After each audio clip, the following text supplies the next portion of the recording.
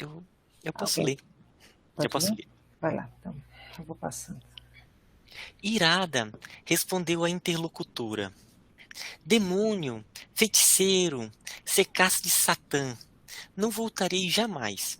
Estou esperando o céu que me prometeram e que espero encontrar. Assumindo atitude ainda mais firme, falou o vigilante-chefe com autoridade. Faça então o favor de retirar-se. Não temos aqui o céu que deseja. Estamos numa casa de trabalho, onde os doentes reconhecem o seu mal e tentam curar-se, junto de servidores de boa vontade. A mendiga objetou atrevidamente. Não lhe pedi remédio nem serviço. Estou procurando o paraíso que fiz por merecer, praticando boas obras.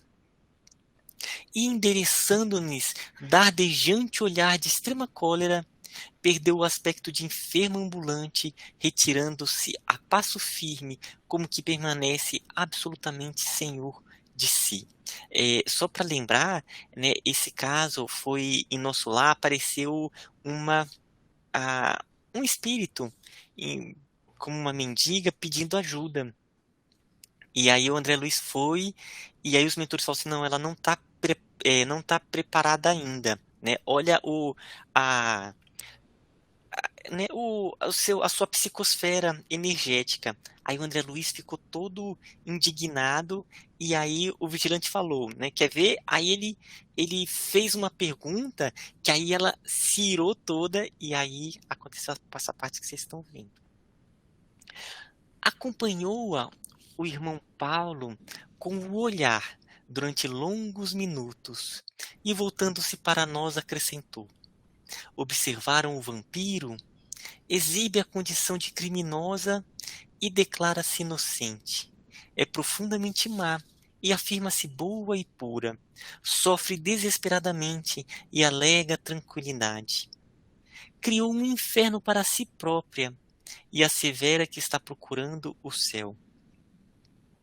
Ante o silêncio com que lhe ouvíamos a lição, o vigilante-chefe rematou: é imprescindível tomar cuidado com as boas ou más aparências. Naturalmente a infeliz será atendida a alhures pela bondade divina, mas por princípio de caridade legítima, na posição em que me encontro, não lhe poderia abrir nossas portas.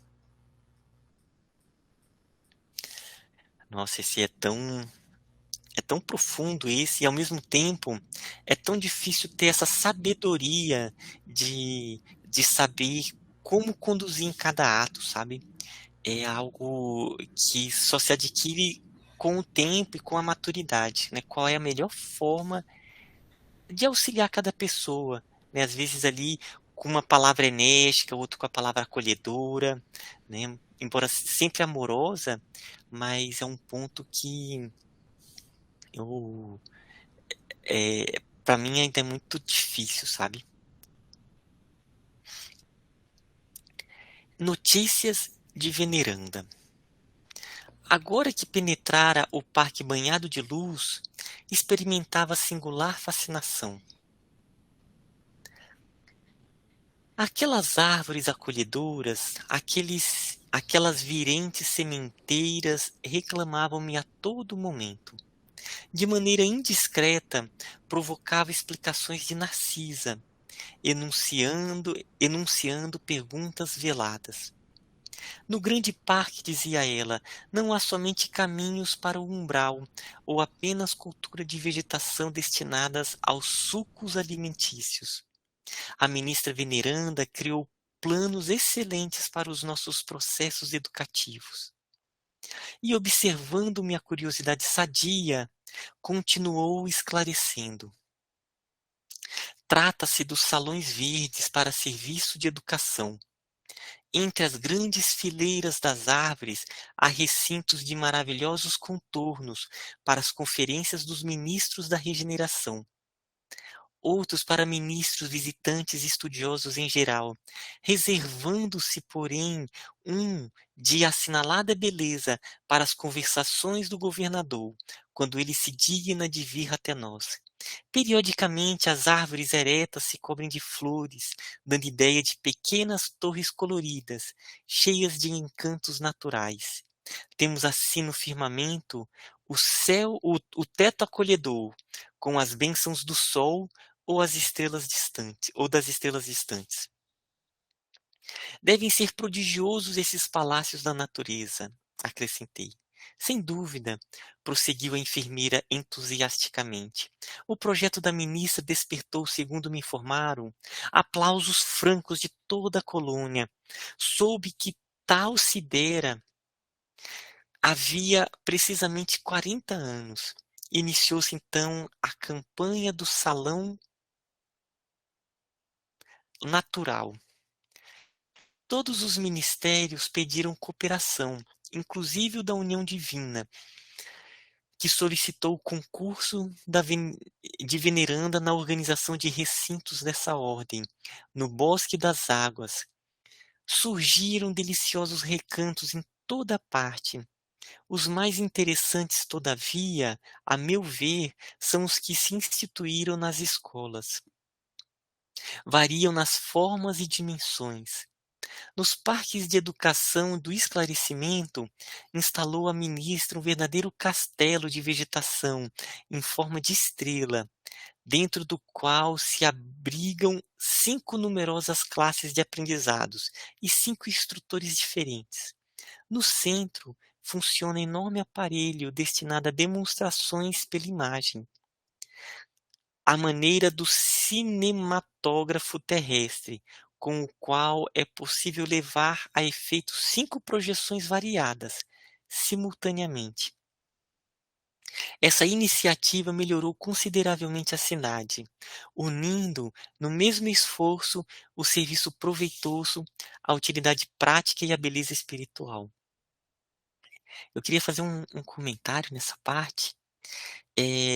Eu durante 3 anos e meio, eu fui morar no interior de Goiás, numa cidadezinha chamada Jataí. Fui dar aula lá, né, no começo, antes de vir para aqui, para Brasília, para o UNB. Aí fiquei 3 anos e meio lá. E um dos um dos prefeitos, que depois ele foi reeleito, aí passou um tempo, aí depois ele voltou, eh ele começou a construir em Jataí vários parques. Pegava uma região e construía um parque com um laguinho, com pista de caminhada, com muita vegetação, e fez isso em vários pontos da cidade. E era impressionante como que ali se tornava um local, eh, de caminhada, de piquenique, de relaxamento, sabe. O quanto se tornava uma ilha de ah, de tranquilidade, de cura, né, que as pessoas estavam estressados ou queriam se encontrar, iam para lá, e era um local extremamente agradável. Então a gente percebe como isso é importante, sabe, esses locais para o equilíbrio emocional, das pessoas, esse contato com a natureza de uma maneira harmônica, onde as pessoas podem se sentar, onde elas podem sentar na grama, ficar embaixo de árvores frondosas, e era muito bacana. E aí quando a Renata ela foi lá em Jataí, né, a gente ainda era na época namorados, ela ficou impressionada com a beleza desses locais, sabe, desses parques. Então isso me fez lembrar. Ainda mais nas cidades que é tanto concreto, né, daquela selva de pedra, como é importante ter esses ambientes ligados com a questão vegetal. E o último exemplo que eu acho que vocês devem conhecer, uma vez eu fui para São Paulo, e aí eu não sei aonde, estava andando em um local que tinha um prédio aonde eles encheram de trepadeiras. E aí era um paredão que ficou lindo, com uma trepadeira que ia subindo, sabe. Aí a gente passava, chega dava um alívio, sabe, era como se a gente emitisse vibrações boas só de olhar no meio daquele concreto todo, aquele paredão de verde subindo na parede daquele prédio. E era um prédio grande, sabe, bem com muito, muito verde que subiu. Então era só isso que eu queria comentar. Aqui tem muita área de verde, assim. Tem muito parque. Tem o Parque do Flamengo, acho que todo mundo já deve ter visto, pelo menos em televisão. Tem a Lagoa Rodrigo de Freitas, tem a Quinta da Boa Vista, que é um lugar lindíssimo também. Então são lugares que as pessoas vão, fazem piquenique, fora as praias, né? Isso aí já tem pessoa que não gosta de praia, não vai, mas assim, são vários parques, tem bosques, tem muitos lugares bonitos, assim, tem a Floresta da Tijuca, tem Parque Lage também, que faz conexão com a Floresta da Tijuca, tem muitos lugares que você consegue adentrar nessa natureza verde, né? E sentir toda essa, toda essa parte, essa atmosfera da natureza acolhedora, né? Aqui tem um bondinho que você pode subir no bondinho, mas também você pode fazer uma trilha e subir o primeiro morro, né? Que o segundo não tem que ser de escalada, mas o morro da Urca, que é o mais baixo, você pode fazer de trilha. Então, assim, tem muito verde ao redor da cidade. Esse poder na natureza a gente sente aqui. Às vezes as pessoas chegam aqui super estressadas, assim, um troço que você vê que a pessoa tá ali bufando, né? Aí passa um, 2 dias aqui, sai com outra cara, outra pele, uma outra coisa completamente diferente. É impressionante o poder que tem. E aí eles saem dizendo, nossa, vocês moram num lugar mágico, assim. E ele não faz nada, só precisa a pessoa estar aqui e ver os cachorros, os bichos, ou só sentar nos bancos e ficar sentado mesmo olhando. A Sunny conhece aqui, é um lugar bem bonito. Nossa, Mas, maravilhoso. A água do rio mas que aí você as pessoas. escuta. Exato. Mas é impressionante o poder que a natureza tem. E quando eu era guia, eu trabalhava com guia de passeios ecoturismo, né? Às vezes eu levava as pessoas em umas cachoeiras escondidas e, nossa, o nego chegava lá e dizia, uau, que paraíso, que é isso, não sei o quê. E você já na volta do passeio, as pessoas já chegavam, puxa, eu queria ter essa chance de fazer isso todo dia. Eu dizia, ué, vem morar aqui. Desiste dessa tua vida de cidade grande e faz como eu, vem morar aqui, você vai ser muito mais feliz. Mas é difícil de se separar do poder da cidade grande, né? De todas as facilidades que uma cidade oferece, né?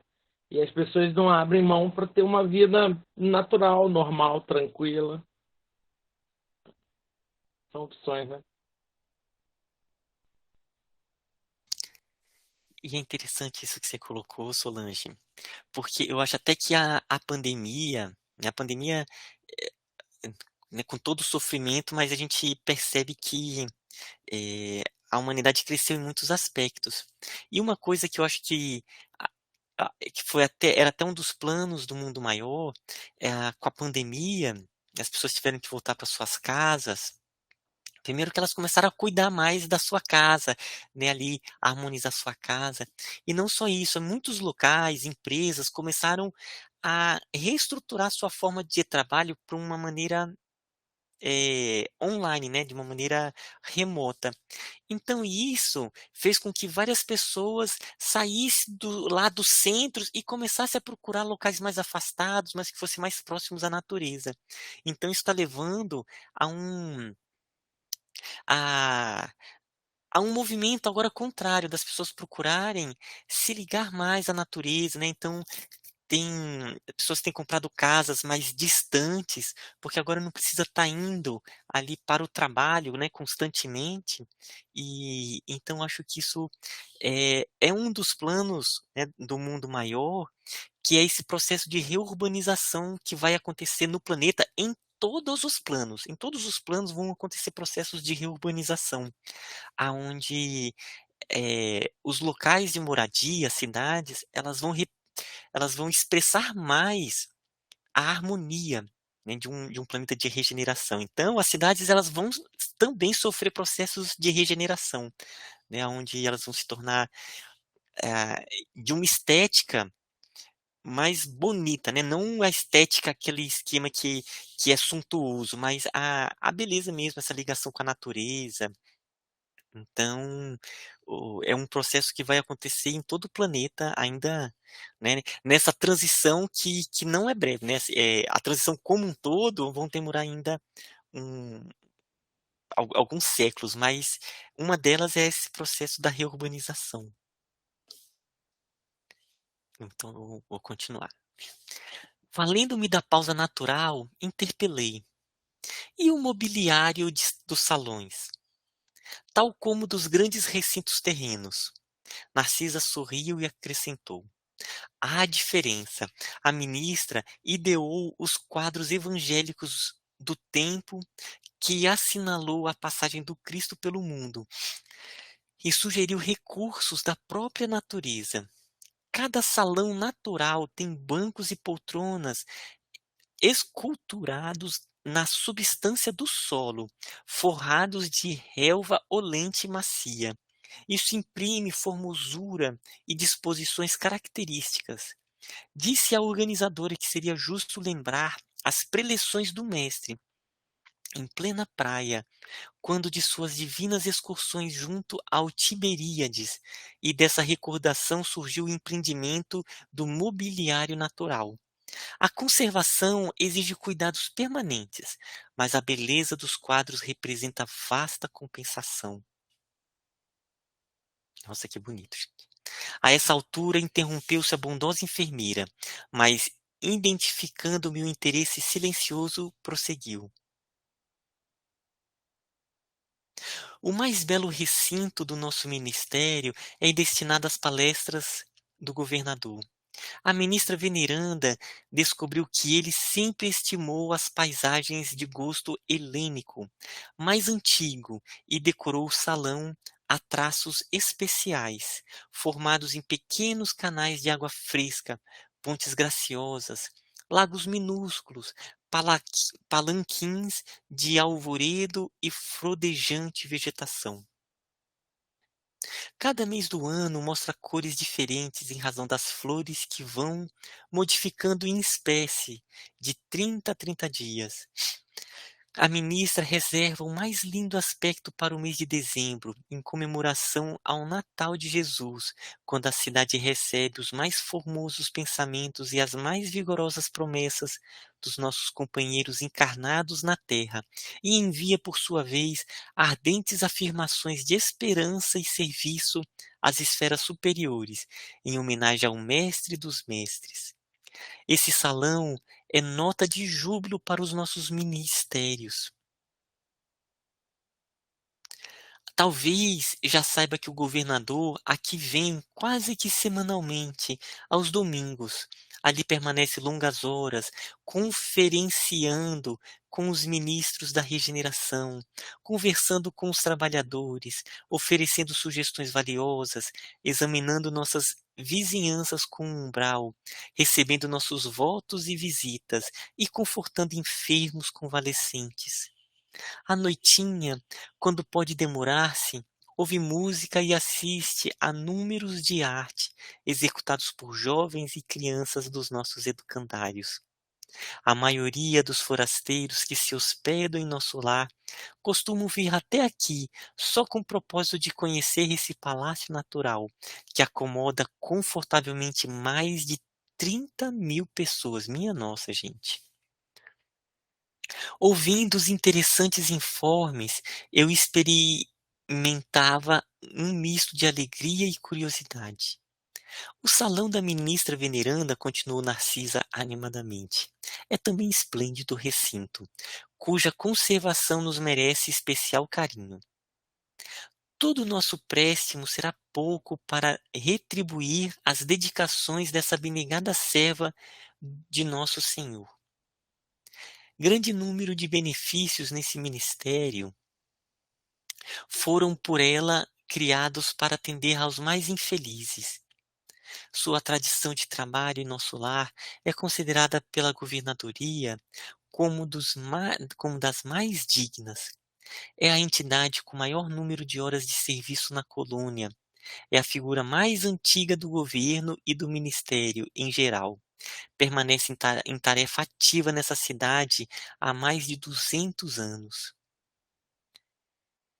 Gente, essa Veneranda, minha nossa, ela é aquele ser assim que ela está caminhando, ela está trabalhando para algo, para o bem. Impressionado com as informações, adiantei. Como deve ser respeitável essa benfeitora? Você diz muito bem, atalhou Narcisa com reverência. É criatura das mais elevadas de nossa coluna espiritual. Os 11 ministros que com ela atuam na regeneração, ouvem-na antes de tomar qualquer providência de vulto.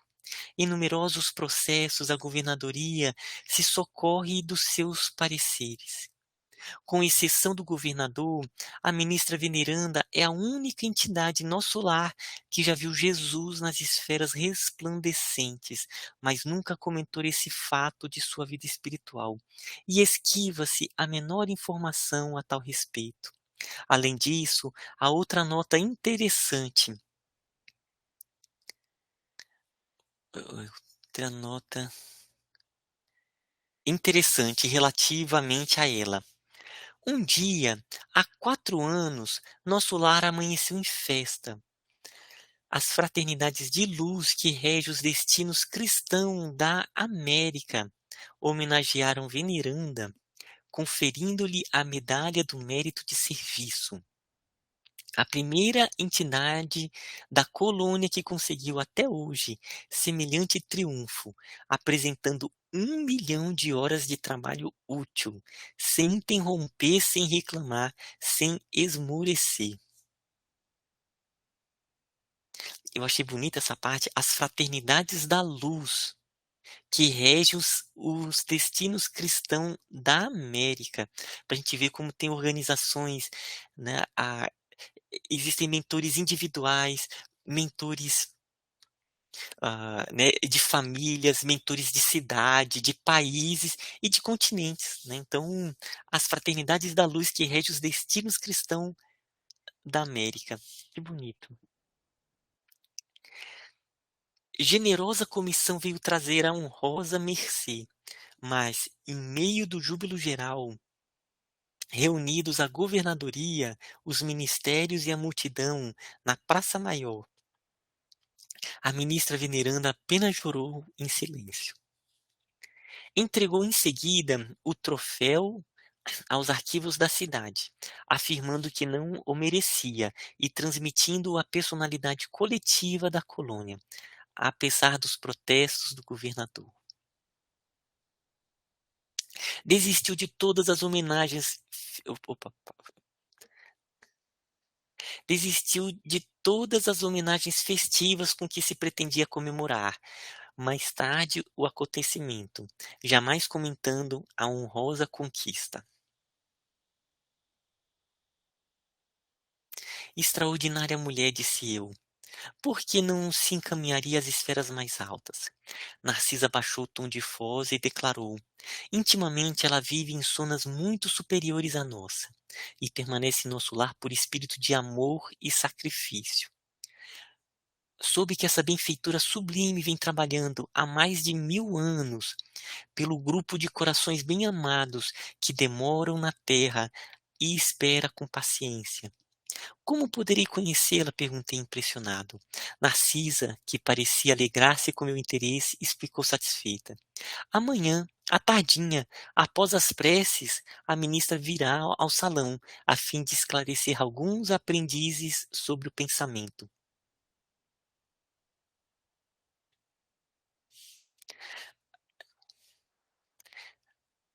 Eu vou fazer um comentário nessa parte, né, da veneranda com relação ao às homenagens. E eu me lembrei da Madre Teresa de Calcutá. A Madre Teresa de Calcutá, quando ela ganhou o Prêmio Nobel da Paz, aí a comissão do Prêmio Nobel da Paz, eles fazem um jantar, sabe? Tem todas as comemorações. Aí a Madre Teresa de Calcutá, ela pediu que né, todo o dinheiro que seria utilizado, né, para essas comemorações fosse dado para ela, para os trabalhos de caridade, né, que ela fazia. Então, eu me lembrei bem esse ponto.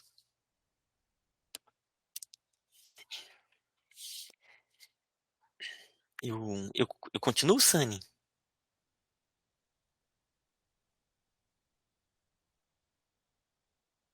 Eita, acabou que eu não te vi, Sani.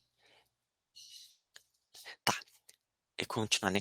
Curiosas observações. Poucos minutos antes da meia-noite, Narcisa permitiu minha ida ao grande portão das câmaras. Os samaritanos deviam estar nas vizinhanças. Era imprescindível observar-lhes a volta para tomar providências. Com que emoção tornei ao caminho cercado de árvores frondosas e acolhedoras. Aqui troncos que recordavam o carvalho vestuto da terra. Além, folhas caprichosas, lembrando os acácia e o pinheiro. Aquele ar embalsamado figurava-se-me uma bênção. Nas câmaras, apesar das janelas amplas, não experimentara tamanha impressão de bem-estar. Ali caminhava silencioso sobre as frondes carinhosas. Vento fresco agitavam-nas de manso, envolvendo-me em sensações de repouso. Sentindo-me só, ponderei os acontecimentos que me sobrevieram desde o primeiro encontro com o ministro Clarencio. Onde estaria a paragem de sonho? Na terra ou naquela coluna espiritual? Que teria sucedido a Zélia e aos filhinhos? Por que razão me prestavam ali tão grande esclarecimento sobre as mais variadas questões da vida, omitindo, contudo, qualquer notícia pertinente ao meu antigo lar? Minha própria mãe me aconselhara o silêncio, abstendo-se de qualquer informação direta. Tudo Mael, indicava. Sim, eu acho que a gente pode parar por aqui, porque já são 8h30, né? sim, Pode ser? sim, sim. Aí a gente começa da próxima já aqui.